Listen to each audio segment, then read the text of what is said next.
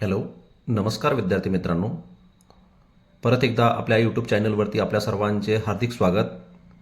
जर आपण नवीन असताल या चॅनलला तर या चॅनलवरती दिलेल्या बेल आयकॉनला आणि सबस्क्राईब करा आणि लाईक करा, जेणेकरून तुम्हाला नवनवीन व्हिडिओ आपल्यापर्यंत नोटिफिकेशन दिल्या जातील.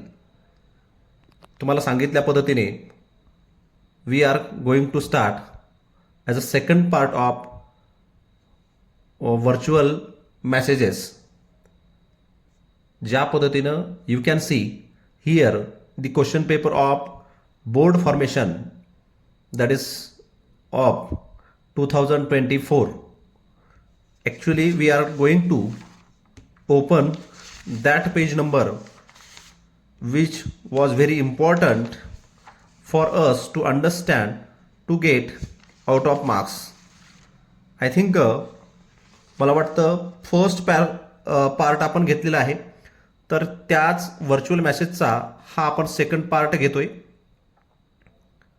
तर या ठिकाणी तुम्ही पाहू शकता की दिलेल्या रायटिंग स्किलचा पार्ट म्हणजे समजा ड्राफ्टिंग ऑफ व्हर्च्युअल क्वेश्चन्स इथे दिलेले तुम्ही पाहू शकतात. तर या प्रकारे आपल्याला पेजचा वापर करावा लागणार आहे आणि इथं लिहित असताना आपल्याला कोणता प्रश्न सोडवत आहात त्याला नाव लिहायचं आपल्याला. या ठिकाणी तुम्ही लिहू शकतात काय सोडवतात. बरं, तुम्ही हेडलाईन म्हणून तुम्ही लिहू शकतात. पहा, ड्राफ्टिंग अ व्हर्च्युअल मेसेज. अशा पद्धतीनं आपण ॲज अ हेडलाईन म्हणून याला लिहू शकतो. तुम्ही याला अंडरलाईन वगैरे करू शकतात किंवा वेगळा समजा याला दाखवू शकतात असं म्हणून. ठीक आहे, तर या पद्धतीने तुम्ही याला स्केलनं वगैरे समजा पूर्णतः रेषा वगैरे करू शकतात. अशा पद्धतीनं याला सेपरेटली पॉईंट म्हणजे जेणेकरून ही हेडलाईन टाईप दिसायला पाहिजे. तर असं वेगळं तुम्ही याला दाखवू शकतात आन्सर शीटमध्ये, जेणेकरून आपला पेपर किंवा आन्सर अतिशय ॲक्टिव्ह दिसणार आहे. ठीक आहे, आता इथं आपण आन्सर लिहायला लागलोत. पहा, आन्सर लिहित असताना या ठिकाणी लक्षात ठेवायचं प्रश्न काय होतं. बरं, मी तुम्हाला परत आठवण करून देतो. क्वेश्चन काय असणार आहे, तर इथं अटेम्प्ट एनीवन आहे. त्यामध्ये मनीषा अ ग्रॅज्युएट गर्ल, मनीषा ही एक ग्रॅज्युएट गर्ल आहे. मिसेस हर बस कॉलेज किंवा कॉलेज बस, तिच्या कॉलेजची बस मिस झालेली तिच्याकडून. Her father has gone for his regular walking, त्यांचे वडील रेग्युलर वॉकिंगसाठी बाहेर गेलेले आहेत आणि त्यांना आता टेस्ट देणं तर गरजेचं आहे. आणि त्यांच्या वडिलांसाठी मेसेज सोडून ती त्यांच्या वडिलांची काय घेऊन जाणार आहे, बाईक घेऊन जाणार आहे. पहा, त्यासाठी त्या वडिलांना किंवा त्यांच्या फादरला ती न सांगता बाईक नेत असल्यामुळे, घेऊन जात असल्यामुळे त्यांना 50 शब्दांमध्ये कमीत कमी एक मेसेज तिला लिहावा लागणार आहे. काय काय झालेलं आहे तिच्याबद्दल ते आपल्याला इथं पाहायचं आहे. आता ती त्याच्यामध्ये काय काय सांगू शकेल बरं, तर ती त्याच्यामध्ये काय काय लिहू शकणार आहे. तर या ठिकाणी आता 5 पॉईंट्स आपल्याला माहीत असायला पाहिजे जे आपल्याला लिहिण्यासाठी वापरले होते. आता इथं पहिल्यांदा आपल्याला लक्षात ठेवायचं आहे एक गोष्ट इथं, की पहिल्यांदा इथं तिला लिहावं लागणार आहे डेट. लिहित असताना पहिल्यांदा काय लिहावं लागणार आहे, डेट लिहावं लागणार आहे. आता डेट कोणती लिहायची हा मोठा प्रश्न असेल तुमच्यासमोर. तर डेट लिहायची ज्या दिवशी तुमची एक्झाम असणार आहे त्याच दिवसाची एक्झाम. काय लिहिणार बरं, 10th फेब्रुवारी, हे तुम्ही डेट लिहिलात. आता टाईम लिहायचं आहे. पुढचा पॉईंट असणार आहे आपल्याला कोणता, टाईम असणार आहे. टाईम काय लिहू शकता बरं. ठीक आहे, आता तुम्हाला माहिती असेल की कॉलेजला जाण्याचा टायमिंग कोणता असेल, नाही तर तुम्ही लिहिताल. पहा, रात्रीचे समजा 4-5 असं नाही लिहायला जमणार. तर जे आहे आपल्याला टायमिंग थोडंसं लॉजिक लावून आपल्याला टाईम लिहावं लागणार आहे. शक्यतो जनरली कॉलेजेस हे मॉर्निंगला असतं, त्यामुळे या ठिकाणी आपल्याला काय लिहूया बरं आपण इथं, 9 AM असं आपल्याला लिहायचं इथं.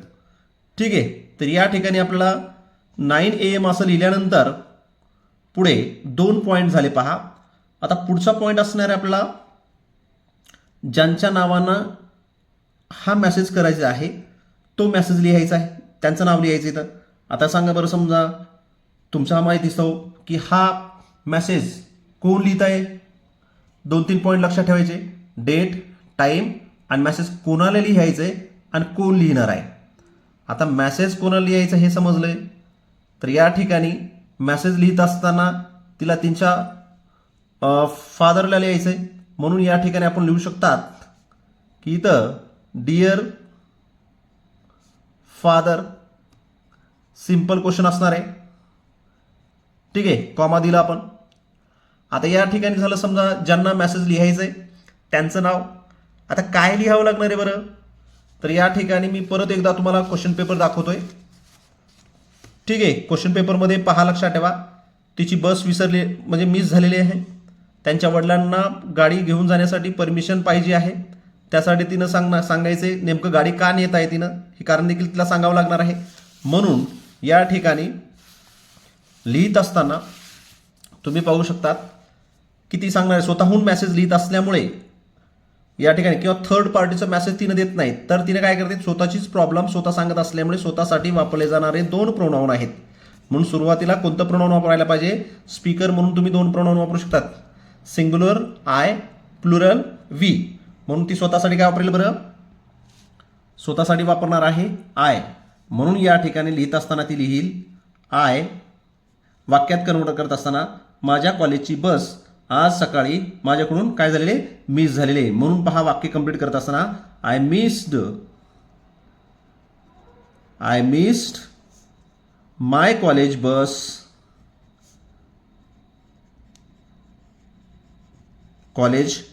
बस धिस मॉर्निंग. पहा इथं स्पेस नाही. ठीक आहे, इथं पाहू शकतात या ठिकाणी स्पेस कमी आहे. मॉर्निंग हा शब्द बसू शकत नाही, त्याच्यामुळं मॉर्निंग हा शब्द खाली लिहायचा आहे आपल्याला. म्हणून धिस मॉर्निंग, त्यासाठी जी समजा पेन्सिलनं केलेली रेष आहे किंवा लाईन आहे त्याचा पुरेपूर वापर करायचा आपल्याला. This morning full stop. एक झालं, बस मिस झाली सांगितली त्याने. आता दुसरा प्रश्न पहा, लक्षात ठेवा. तिला सांगायचं आहे की तिच्यासाठी एंट्रन्स टेस्ट ही फार महत्वाची आहे, हे असं त्या वाक्यांमध्ये नमूद करायचं आहे. ठीक आहे, जाणं गरजेचंच आहे असं दाखवायचं त्याच्यामध्ये. म्हणून ती सांगेल आय हॅव, पहा वाक्य लक्षात ठेवा, I have an important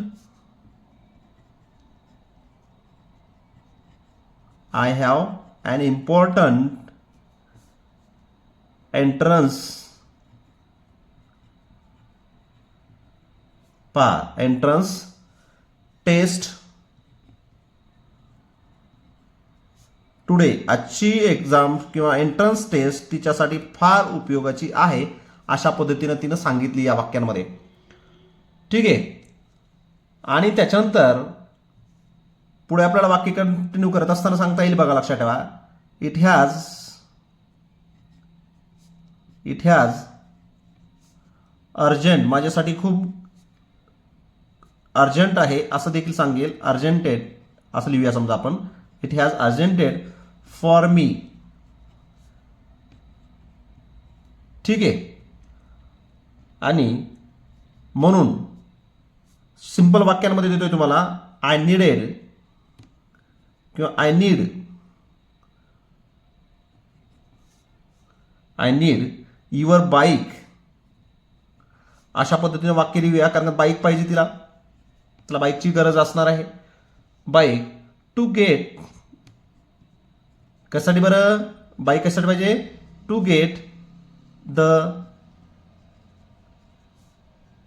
taste centre. कुठं पोहोचण्यासाठी, टेस्ट सेंटरवरती जाण्यासाठी.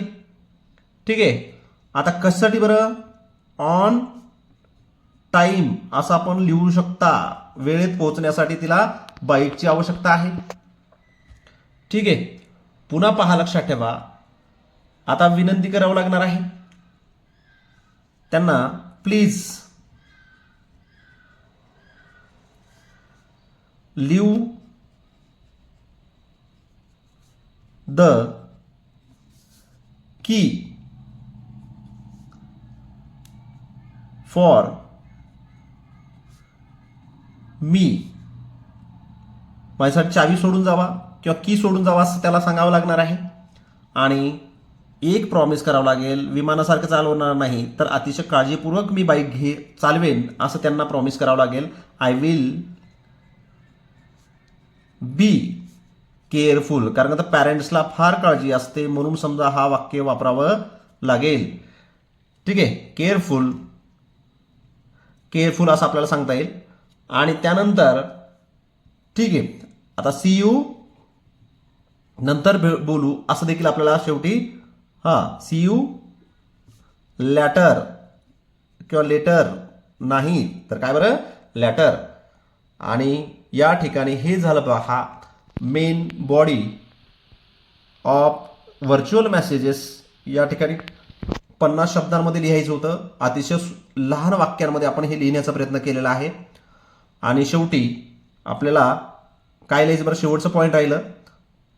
या ठिकाणी पाहू शकतात, इथं आपल्याला डेट झालेली आहे, इथं टाईम झालेला आहे, इथं आपल्याला डिअर फादर हे ज्यांना लेटर लिहायचं आहे त्यांचं नाव झालेलं आहे, सॉरी मेसेज लिहायचं आहे त्यांचं नाव झालेलं आहे इथं. आता हे मेन बॉडी झालेले आहे. आणि शेवटी एकच पॉईंट राहिले आपला, ते म्हणजेच काय बरं, ज्यांना म्हणजे जे लेटर लिहित आहेत किंवा समजा सॉरी हा मेसेज जे लिहित आहेत त्यांचं नाव इथं आपल्याला लिहायचं आहे. मेसेज लिहिणार कोण आहे तर या ठिकाणी तुम्हाला मी परत दाखवतो क्वेश्चन पेपर. इथं पहा मेसेज लिहिणारी कोण आहे, मनीषा आहे. म्हणून इथं आपल्याला काय नाव लिहायचं, आपल्याला we can write it here Manisha. अशा पद्धतीनं आपल्याला हा प्रश्न या प्रकारे सॉल्व करायचं आहे. तुम्ही पाहू शकता, you can see this question is right like this. This is a virtual question. अतिशय सोपा आहे आणि अतिशय लहान देखील प्रश्न आहे, जेणेकरून आम्हाला अजिबात वेळ न घालवता हा प्रश्न किंवा जास्त वेळ न लावता हा प्रश्न सोडवता येईल आणि मॅक्झिमम मार्क्स किंवा आउट ऑफ मार्क्स याच्यातून मिळवता येईल. पहा, म्हणून लक्षात ठेवायचं, स्टेटमेंट ऑफ पर्पज किंवा ग्रुप डिस्कशनपेक्षा ड्राफ्टिंग अ व्हर्च्युअल मेसेज हा प्रश्न अतिशय सोपा आहे आणि तो प्रश्न या पद्धतीने सॉल्व करायचा आहे. I think everyone should be understood what is I say you. आणि हा प्रश्न बोर्डाच्या परीक्षेत चांगल्या पद्धतीने सोडवताल अशी अपेक्षा व्यक्त करतो. जर समजा तुम्ही या चॅनलवरती नवीन असताल तर आपल्या चॅनलला लाईक करा, सबस्क्राईब करा, जेणेकरून प्रत्येक व्हिडिओची नोटिफिकेशन आपल्यापर्यंत दिली जाईल, मिळेल अशा पद्धतीने अपेक्षा व्यक्त करतो. इथंच आपला हा लेक्चर संपवलं. ठीक आहे.